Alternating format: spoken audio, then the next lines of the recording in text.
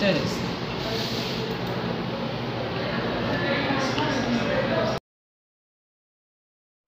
Amigas, vocês sabiam que a Revolução Industrial foi um conjunto de mudanças que aconteceram na Europa nos séculos 18 e 19? A principal particularidade dessa revolução foi a substituição do trabalho artesanal pelo assalariado e com o uso das máquinas. E, apesar de a produção ser predominante artesanal, países como a França e a Inglaterra possuíam manufaturas. As manufaturas eram grandes oficinas onde diversos artesãos realizavam as tarefas manualmente, entretanto subordinados ao proprietário da manufatura. Muito legal! Mas a Inglaterra foi uma precursora na Revolução Industrial devido a diversos fatores. Entre eles, possui uma rica burguesia, o fato do país possuir a mais importante zona de livre comércio da Europa, o êxodo rural e a localização privilegiada junto ao mar, que facilitava a exploração dos mercados ultramarinos. Como muitos empresários ambicionavam lucrar mais, o operário era explorado, sendo forçado a trabalhar até 15 horas por dia, em troca de um salário baixo. Além disso, as mulheres e as crianças também eram obrigadas a trabalhar para sustentar suas famílias. Diante disso, alguns trabalhadores se revoltaram com as péssimas condições de trabalho oferecidos e começaram a sabotar as máquinas, ficando conhecido como os quebradores de máquinas. Outro movimento também surgiu nessa época como o objetivo de defender o trabalhador. O trabalhador, em razão deste processo, perdeu conhecimento de toda a técnica de fabricação, passada a executar apenas uma etapa. A Revolução Industrial foi um marco para a desvalorização do trabalho manual, pois muitos daqueles que trabalhavam foram substituídos por as máquinas, e os que trabalhavam na fábrica só participavam de determinada fase da produção. O trabalho tornou-se algo contínuo e repetitivo. Por exemplo, se a sua função era bater somente um prego em determinado local, era só isso que se faria o dia inteiro, na mesma velocidade e ritmo. Mas não havia opções. O trabalho nas fábricas era o que dominava nas cidades da Inglaterra, e os artesãos que desejavam continuar o seu trabalho manual não eram mais possível, pois não tinham condições de concorrer no mercado com os capitalistas. As relações entre os indivíduos começou a ser controlada pelo mercado. Não haviam mais laços nem relações comunitárias. A divisão das classes era fundamental para a operação do sistema, ou seja, a classe dos proprietários e a classe dos proletariados. As fábricas eram ambientes nem um pouco adequados de trabalho. Tinham péssimas condições de iluminação e ventilação. Não haviam medidas, muito menos equipamentos de segurança para os operários. Muitos se acidentaram e contraíram graves doenças. A média de vida dos trabalhadores era muito baixa se comparada à de hoje. A jornada de trabalho chegava até mesmo a 16 horas por dia, sem direito a descansos e férias. Os salários eram baixíssimos, garantindo ainda mais os lucros aos proprietários, e a disciplina rigorosa para manter o aumento da produção. Os trabalhadores não tinham nenhum direito e nenhum amparo social. Mulheres e crianças trabalhavam da mesma maneira que os homens, nas mesmas condições, porém o salário pago a eles eram mais baixos ainda. E isso era muito mais lucrativo, por isso a sua contratação era maior. E pelos baixos valores oferecidos, era fundamental que todos aqueles que participassem da família tivessem um trabalho. As condições de vida e de trabalho eram precárias, e por serem submetidos a tantas situações difíceis e sem escolha, os operários se uniram e começaram a organizar movimentos e revoltas. Quando falamos sobre revolução, nos vem a ideia de uma revolta, uma disputa entre grupos políticos ou até mesmo uma guerra civil em determinada sociedade, mas não é disso que se trata aqui. O sentido que usamos no caso de revolução industrial é o sentido como uma transformação profunda, uma mudança muito grande ou uma ruptura com o que havia anteriormente. Estamos falando numa modificação drástica no modo de fabricação dos produtos consumidos pelo homem. O surgimento das fábricas, a produção em série e o trabalho assalariado foram as principais características dessa transformação, que alterou a economia, relações sociais e a paisagem geográfica.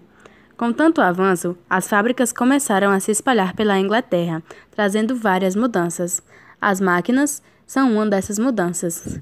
Com o propósito de poupar o tempo humano, foram inventadas. Uma delas era a máquina a vapor, que foi construída na Inglaterra durante o século XVIII. E graças a todas essas máquinas, a produção das mercadorias ficou maior e os lucros também cresceram. Vários empresários, então, começaram a investir nas indústrias. Quando se existe comércio, existe concorrência, e para acabar com ela, era preciso baixar os preços. Logo, a burguesia inglesa começou a aperfeiçoar suas máquinas e a investir ainda mais em indústrias. Vários camponeses foram trabalhar nas fábricas e formaram uma nova classe social, chamada de proletariado. O desenvolvimento industrial arruinou os artesãos, pois os produtos eram confeccionados com mais rapidez nas fábricas, e a valorização da ciência, na liberdade individual e a crença no progresso incentivaram o homem a inventar mais máquinas. O governo inglês dava muita importância à educação e aos estudos científicos, e isso também favoreceu ainda mais as descobertas das tecnologias. O mercado é o lugar público, onde os negociantes expõem e vendem os seus produtos. O surgimento do mercado como um espaço físico ocorreu na antiguidade, antes mesmo da invenção do dinheiro.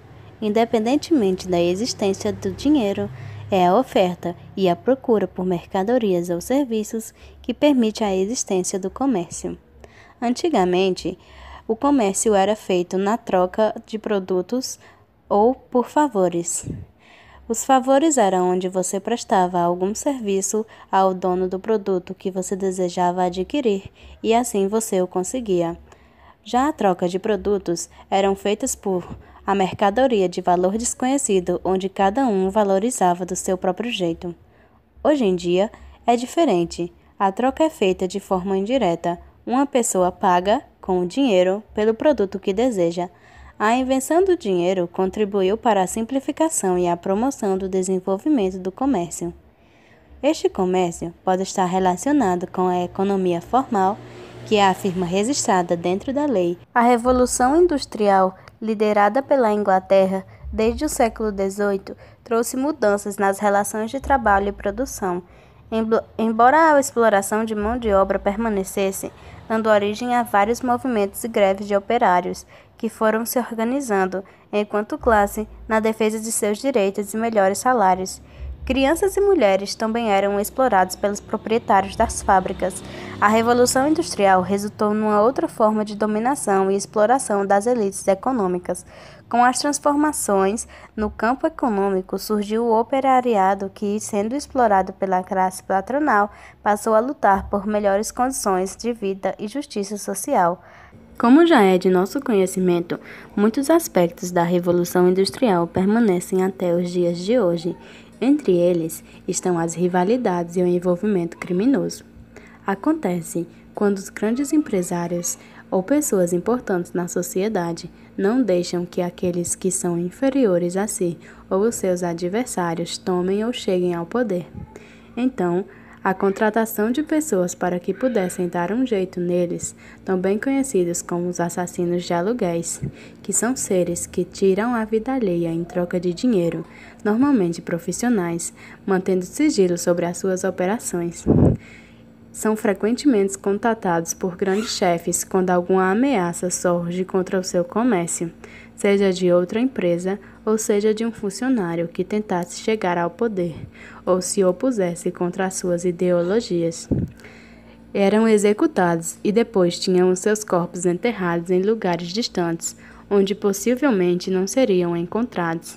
A contratação acontecia por os empresários não quererem sujar as suas mãos cometendo crimes ou até mesmo não serem flagrados no ato.